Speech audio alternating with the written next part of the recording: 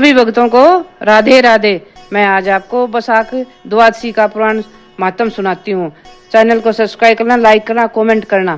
बैसाख मास की द्वादशी अति पवित्र तथा पुण्य दिवस है। इस दिन प्रातः शुभ वेला में स्नान तथा तत्पश्चात प्रभु स्मरण, हवन यज्ञ करना तथा जल व अन्न दान अति शुभ है। श्रुति देव जी ने इस संदर्भ में एक प्राचीन कथा का वर्णन किया है कि कश्मीर प्रदेश में देवव्रत नाम का एक ब्राह्मण था।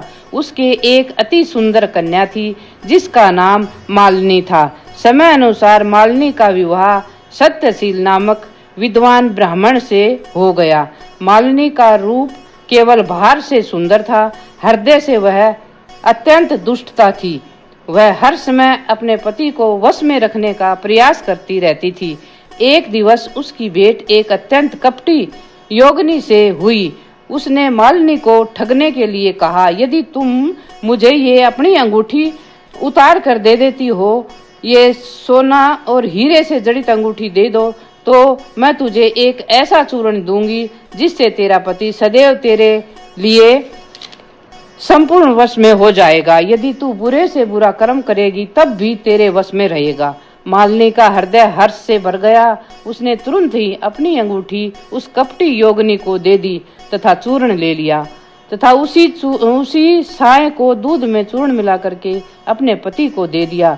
चूर्ण खाने से उसका पति गंभीर रूप से अक्षय रोग ग्रस्त हो गया तथा पीड़ा से हाय हाय करने लगा। पति की ऐसी दशा देखकर मालिनी को चिंता सताई कि यदि उसका पति मर गया तो वह श्रृंगार से भी वंचित हो जाएगी। अतः वह फिर योगिनी के पास गई तथा उसको अपने पति की दशा बताई। योगिनी ने एक दूसरी औषधि दे दी। उक्त औषधि खाने के पश्चात उसका पति स्वस्थ होता गया तथा मालिनी के प्रेम जाल में पूर्णतया वशीभूत हो गया। मालिनी अब स्वच्छंद हो गई। व्यभिचारी तथा कामी पुरुष पति के सामने आते रहते थे, परंतु वह कुछ भी नहीं कहता था। अपने दुष्ट कार्यों के कारण मालिनी कुछ समय पश्चात गंभीर रूप से बीमार हो गई तथा नरक तुल्य जीवन भोगने के पश्चात मर गई तथा नरकवासी हुई। इस प्रकार अनेक वर्षों तक वह ताम्र भांड नरक में दग्ध होती रही। इसके पश्चात अनेक जन्म कुत्ते की योनि भोगती रही।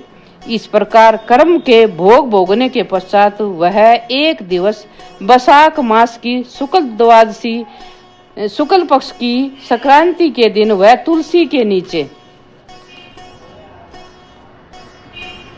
कुतिया पौधे के निकट कुतिया की जूनी में सो रही थी कि महात्मा पदम बंधु का पुत्र नदी में स्नान करने के लिए निकला।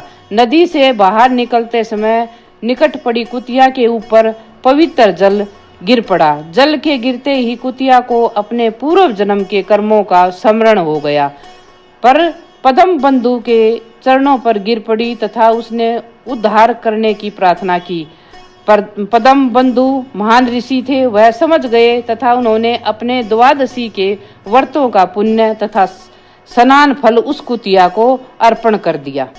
वस्तु संपूर्ण प्राणी परोपकार के लिए उत्पन्न हुए हैं। ईश्वर ने पृथ्वी पर अग्नि, जल, वृक्ष, आकाश मानव कल्याण के लिए रचे हैं। दधीची ऋषि ने तो अपना शरीर तथा हड्डियां देवताओं को अर्पण कर दी थी। राजा जीमूत ने गरुण निमित्त अपने प्राण अर्पण कर दिए थे। इसी प्रकार कुतिया के तमाम बचे हुए पाप कर्म प्रभु कृपा से समाप्त हो गए तथा शरीर त्यागने के पश्चात बैसाख शुक्ला द्वादशी के प्रभाव से वह स्वर्ग गामी हुई तथा विष्णु लोक में वास करने लगी। बोलो विष्णु भगवान की जय। बैसाख महात्म की जय।